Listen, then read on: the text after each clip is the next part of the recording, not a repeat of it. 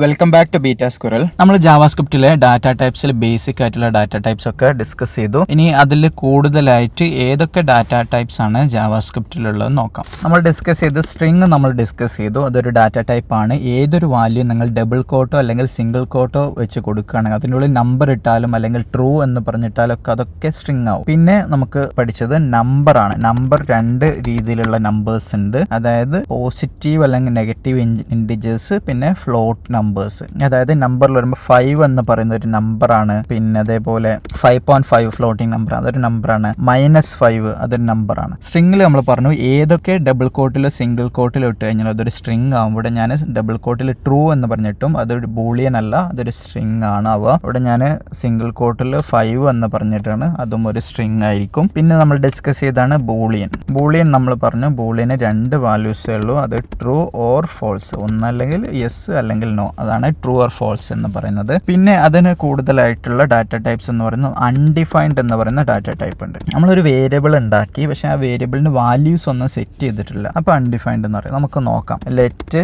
A എന്ന് പറയുന്ന ഒരു വേരിയബിൾ നമ്മൾ ഉണ്ടാക്കിയിട്ടുണ്ട്. ഞാൻ അതിന്റെ ടൈപ്പ് കൺസോൾ ലോഗ് ചെയ്ത് നോക്കാം. Console dot log type of A refresh ചെയ്തു. അൺഡിഫൈൻഡ്, അതിന്റെ ടൈപ്പ് അൺഡിഫൈൻഡ് ആയിട്ടാണ് വന്നിട്ടുള്ളത്. ഒരു വേരിയബിൾ ഡിക്ലെയർ ചെയ്തിട്ടേ ഉള്ളൂ, അതിന് അസൈൻമെന്റ് ചെയ്തിട്ടില്ല. അപ്പോൾ ഒക്കെ അതിന്റെ വാല്യൂസ് അൺഡിഫൈൻഡ് ആയിരിക്കും ഉണ്ടാവുക.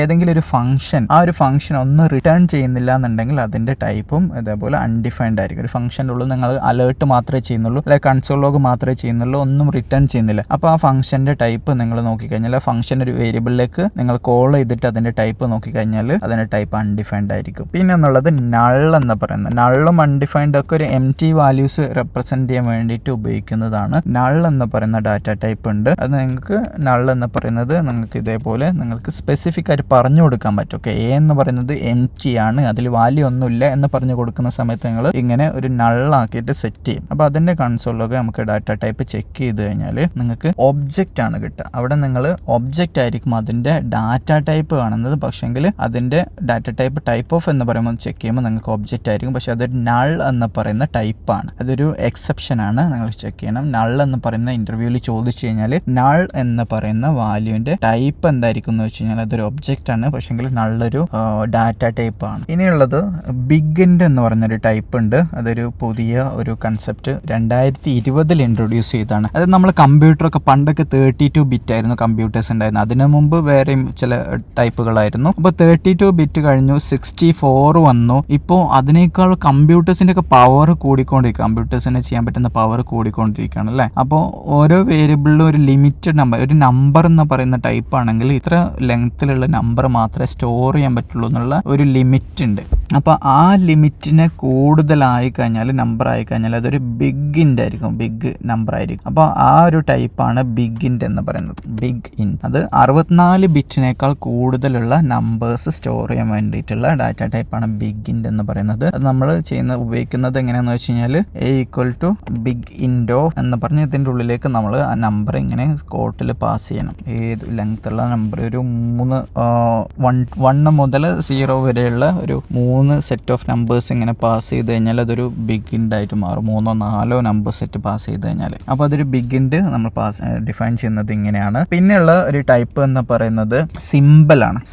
സിമ്പിളും പുതിയ ഇൻട്രൊഡ്യൂസ് ചെയ്ത ടൈപ്പാണ്. പിന്നെ വരുന്നത് മെയിനായിട്ട് നമ്മൾ നേരത്തെ കണ്ടതുപോലെ വരുന്നത് ഒബ്ജക്റ്റ് എന്ന് പറയുന്ന ഡാറ്റ ടൈപ്പ് ഉണ്ട്. ഒബ്ജക്റ്റ് എന്ന് പറയുന്ന ഡാറ്റ ടൈപ്പ് ഉണ്ട്. ആ ഡാറ്റ ടൈപ്പിന് തന്നെ സബ് ആയിട്ടുള്ള ഇൻസ്റ്റൻസസ് ഉണ്ട്, സബ് ടൈപ്പുകളുണ്ട്. ഡാറ്റ ടൈപ്പ് ഒബ്ജക്റ്റ് ആണ്, പക്ഷേ സബ് ടൈപ്പ് എന്ന് പറയുന്നത് അതിൽ ഒബ്ജക്റ്റ് ഒരു ടൈപ്പാണ്. പിന്നെ അറേ എന്ന് പറയുന്ന ടൈപ്പ് ഉണ്ട്.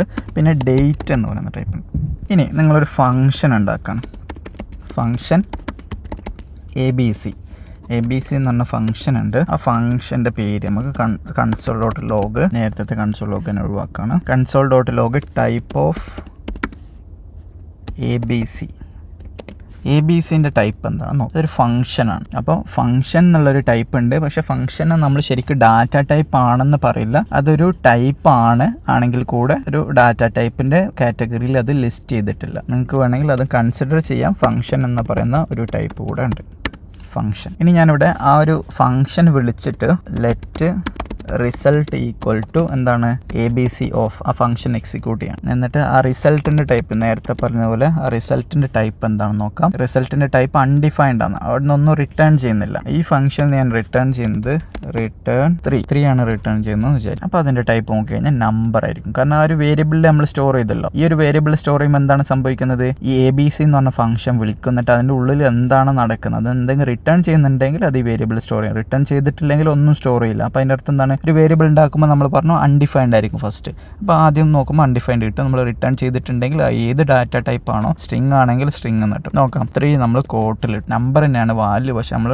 ഡബിൾ കോട്ടിൽ ഇട്ടിട്ടുണ്ട്. അപ്പോൾ അത് സ്ട്രിങ് എന്ന് പറഞ്ഞു. ഇനി ട്രൂ എന്ന് പറയുന്നത് നമ്മൾ കോട്ടിലിട്ടു, അപ്പോഴും അത് സ്ട്രിങ് എന്ന് പറഞ്ഞു വരും. നമ്മൾ കോട്ട് ഒഴിവാക്കി അത് ബൂളിയൻ ആക്കി മാറ്റാണ്. അപ്പോൾ നമുക്കത് ബൂളിയൻ എന്ന് പറഞ്ഞു വരും. ഇതാണ് ജാവാസ്ക്രിപ്റ്റിന്റെ data types. String data type ഉണ്ട്, നമ്പർ ഉണ്ട്, ബൂളിയൻ, പിന്നെ അൺഡിഫൈൻഡ്, നള്ളിന്റെ ഡാറ്റ ടൈപ്പ് നിങ്ങൾ ചെക്ക് ചെയ്ത് കഴിഞ്ഞാൽ ഒബ്ജക്റ്റ് ആണ് കിട്ടുക. പിന്നെ ബിഗിൻ്റെ ഉണ്ട്, 64 ബിറ്റിനേക്കാൾ കൂടുതലുള്ള നമ്പേഴ്സ് സ്റ്റോർ ചെയ്യാൻ വേണ്ടിയിട്ടുള്ളതാണ്. പിന്നെ സിമ്പിൾ ഉണ്ട്, ഒബ്ജക്റ്റ് ഉണ്ട്, പിന്നെ ഫംഗ്ഷനും ഒരു ടൈപ്പ് ആണ്. ഒബ്ജക്റ്റിൽ സബ് കാറ്റഗറി വരുന്നത് ഒബ്ജക്റ്റ് ഒന്നാണ്. അറേ ഉണ്ട്, ഡേറ്റ് ഉണ്ട്. എന്താണ് അറേയും ഡേറ്റ് എന്നൊക്കെ ഉള്ളത് നമുക്ക് പിന്നീട് ഡിസ്കസ് ചെയ്യാം.